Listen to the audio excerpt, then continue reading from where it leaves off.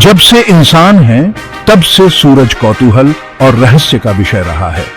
यह हमारे सौर मंडल का सबसे प्रमुख पिंड है जो पृथ्वी पर जीवन को संभव बनाने वाली रोशनी और गर्मी प्रदान करता है। इसलिए ब्रह्मांड में अपनी जगह को समझने के लिए सूरज को समझना बहुत जरूरी है। यह हमें इसके व्यवहार की भविष्यवाणी करने, इसकी ऊर्जा का उपयोग करने और हमारे ग्रह पर इसके गहरे प्रभाव की सराहना करने की अनुमति देता है। हजारों सालों तक इंसान केवल अपनी आंखों से ही सूरज को देख सकते थे। हमने आकाश में इसकी गतिविधियों को ट्रैक किया, इसके चक्रों के आधार पर कैलेंडर विकसित किए और यहां तक कि इसे एक देवता के रूप में पूजा भी। लेकिन पिछली कुछ शताब्दियों में ही आधुनिक विज्ञान के आगमन के साथ हमने वास्तव में सूरज के रहस्यों को उजागर करना शुरू किया है। आज हम शक्तिशाली दूरबीनों का उपयोग करके सूरज का अध्ययन करते हैं जो जमीन और अंतरिक्ष दोनों जगहों पर मौजूद है। हम इसके प्रकाश का विश्लेषण करते हैं, इसके चुंबकीय क्षेत्रों को मापते हैं और कणों की उस धारा का अध्ययन करते हैं जो ये लगातार उत्सर्जित करता है।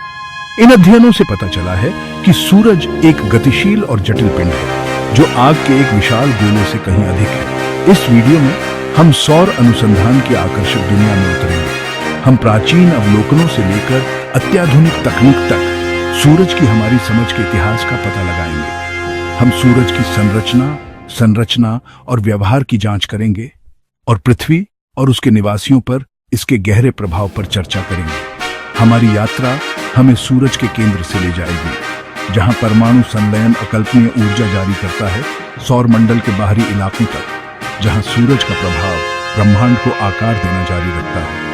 हमारे सबसे नजदीकी तारे के रहस्यों को उजागर करने के लिए मेरे साथ जुड़े। सूर्य अवलोकन का इतिहास उतना ही पुराना है जितना कि स्वयं मानव इतिहास। प्राचीन सभ्यताओं ने जीवन के लिए सूर्य के महत्व को पहचाना और इसकी गतिविधियों को ध्यान से ट्रैक किया। उन्होंने संक्रांति और विषुवों के साथ संरेखित करने के लिए स्मारकों का निर्माण किया जो आकाशीय चक्रों की आश्चर्यजनक रूप से परिष्कृत समझ का प्रदर्शन करते हैं।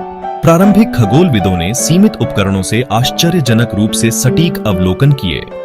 3री शताब्दी ईसा पूर्व में ग्रीक खगोल शास्त्री अरस्तु ने पृथ्वी से सूर्य के आकार और दूरी की गणना करने का प्रयास किया था। हालांकि उनके माप त्रुटिपूर्ण थे, फिर भी उनके तरीके सही थे और उन्होंने भविष्य की खोजों के लिए आधार तैयार किया। 17वीं शताब्दी में दूरबीन के विकास ने खगोल विज्ञान में क्रांति ला दी। गैलीलियो गैलीली सूर्य का निरीक्षण करने के लिए इस नए उपकरण का उपयोग करने वाले पहले लोगों में से एक थे जिन्होंने सनस्पॉट की खोज की और महसूस किया कि वे इसकी सतह पर घूमते हैं। इसने पहला प्रमाण दिया कि सूर्य पहले की धारणा के विपरीत एक पूर्ण अपरिवर्तनीय गोला नहीं था। बाद की शताब्दियों में खगोलविदों ने अपनी टिप्पणियों को परिष्कृत करना और सूर्य के व्यवहार की व्याख्या के लिए नए सिद्धांत विकसित करना जारी रखा। 19वीं शताब्दी में स्पेक्ट्रोस्कोपी की खोज ने वैज्ञानिकों को सूर्य के प्रकाश का विश्लेषण करने और इसकी रासायनिक संरचना का निर्धारण करने की अनुमति दी। उन्होंने पाया कि सूर्य ज्यादातर हाइड्रोजन और हीलियम से बना था, ऐसे तत्व जो उस समय पृथ्वी पर अज्ञात थे। इन प्रारंभिक अवलोकनों ने सूर्य के बारे में हमारी आधुनिक समझ की नींव रखी। उन्होंने हमें दिखाया कि सूर्य एक गतिशील और जटिल पिंड है जो लगातार बदल रहा है और विकसित हो रहा है। उन्होंने हमारे निकटतम तारे की अपनी समझ को और आगे बढ़ाने के लिए नई तकनीकों और तकनीकों को विकसित करने के महत्व पर भी प्रकाश डाला। आज हमारे पास सूर्य का अध्ययन करने के लिए परिष्कृत उपकरणों का एक शस्त्रागार है। वायुमंडलीय विकृति की भरपाई के लिए अनुकूली प्रकाशिकी से लैस ग्राउंड आधारित सौर दूरबीन सूर्य की सतह की अविश्वसनीय रूप से विस्तृत छवियां प्रदान करते हैं। ये दूरबीन उल्लेखनीय सटीकता के साथ सनस्पॉट, फ्लेयर्स और अन्य सौर गतिविधियों को ट्रैक कर सकते हैं। हालांकि पृथ्वी का वातावरण प्रकाश की कुछ तरंग दैर्ध्य को अवशोषित कर लेता है, जिससे हम जमीन से जो देख सकते हैं वह सीमित हो जाता है। इस सीमा को पार करने के लिए हमने अंतरिक्ष आधारित सौर वेधशालाएं शुरू की है जो पृथ्वी के वायुमंडल के ऊपर परिक्रमा करती हैं। इन वेधशालाओं ने हमें सूर्य का एक अभूतपूर्व दृश्य प्रदान किया है जो उन घटनाओं को प्रकट करता है जो पहले देखने से छिपी हुई थी। ऐसी ही एक वेधशाला सोलर डायनेमिक्स ऑब्जर्वेटरी या SDO है जिसे नासा ने 2010 में लॉन्च किया था। एसडीओ एक साथ कई तरंग दैर्ध्य में सूर्य का निरीक्षण करता है, जो इसकी गतिविधि का एक व्यापक दृश्य प्रदान करता है।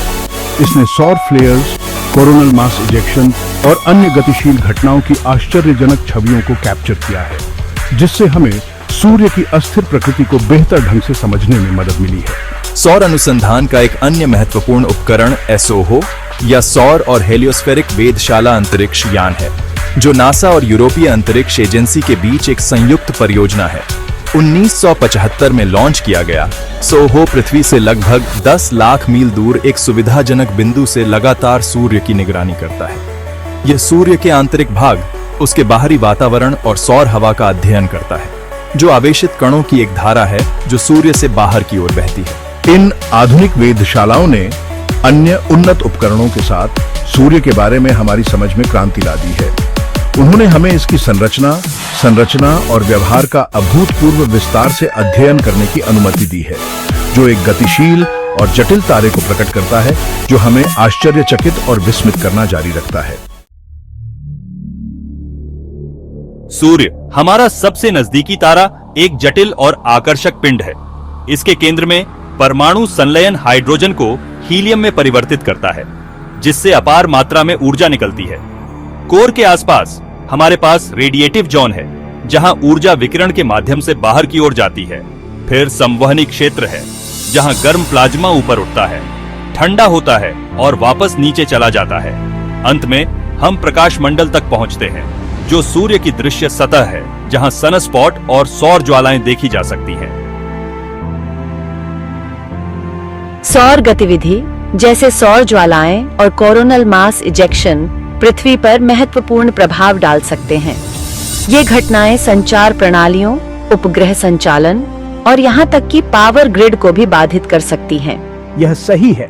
सौर गतिविधि द्वारा संचालित अंतरिक्ष मौसम, अंतरिक्ष में अंतरिक्ष यात्रियों और हमारे ग्रह के वातावरण के स्वास्थ्य को भी प्रभावित कर सकता है। इन सौर घटनाओं को समझना और उनकी भविष्यवाणी करना, उनके प्रभावों को कम करने और हमारी तकनीक और बुनियादी ढांचे की रक्षा के लिए